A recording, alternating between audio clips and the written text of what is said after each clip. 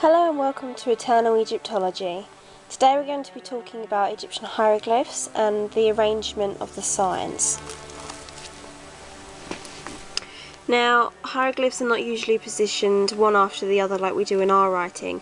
Instead, they are placed in blocks or ways that are most aesthetically pleasing, as most hieroglyphic script you will be reading will be on the tomb walls and professional pieces. As we can see here with the word Senbi, which is a name, the hieroglyphs are positioned one above each other and then next to each other, kind of in a block form rather than one hieroglyph after the other. We have number 1 here, which is the S. Number 2 is N. Number 3 is a B. And number 4 is an I. There we have the word Senbi. These are all the sound signs which you should have learned in previous videos going over the one consonants. And so these sound signs together pronounce Senbi. And as you can see, they're put in a position that's most aesthetically pleasing. When reading a block of hieroglyphs, read from the top to the bottom ones. So rather than reading these two first, you will read the top one first. So 1, 2, 3, 4. Some hieroglyphic script is not just written from left to right, but it can also be written from right to left. And so you could be reading 1, 2, 3, 4. In order to identify which way you read, you generally speaking read the signs according to which way they're facing. This one can be a bit misleading because it faces this way. However, you look at the foot and the foot is facing left. So we start at the left, and this is the general rule for all hieroglyphs. Some are easier to navigate than others, but generally speaking, ones like this are the most easiest.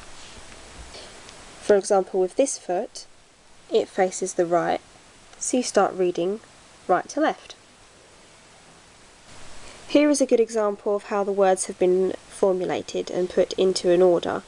As you can see, this is a big block, and they're usually written going down, and so this is number 1, 2, 3, 4, 5, 6, 7, 8, 9, 10, 11, 12, 13.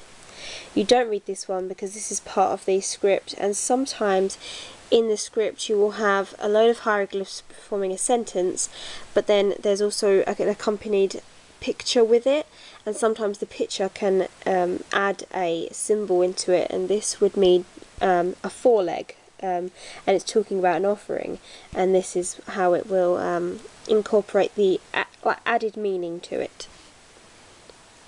As you can see here, the 3 letters here form the word Kapesh. This is it phonetically, and this is its proper transliteration. We have the K sound, the P, and the sh sound here.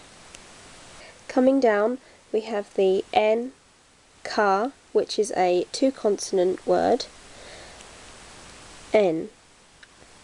So we have N, Ka, N.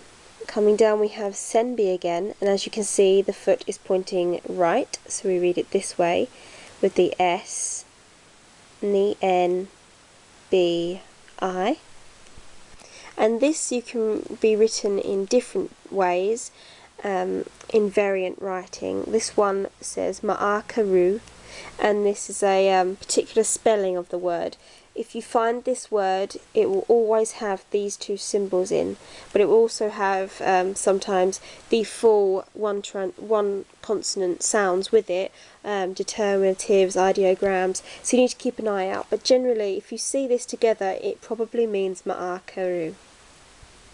Overall, for your general curiosity, the word says, foreleg offering for the car of Senbi the Justified. Kapesh and Ka-en, Senbi Ma'akaru. There is no punctuation or spaces between the words, unlike English, so you don't need to worry about any punctuation signs. You just read the words as they come.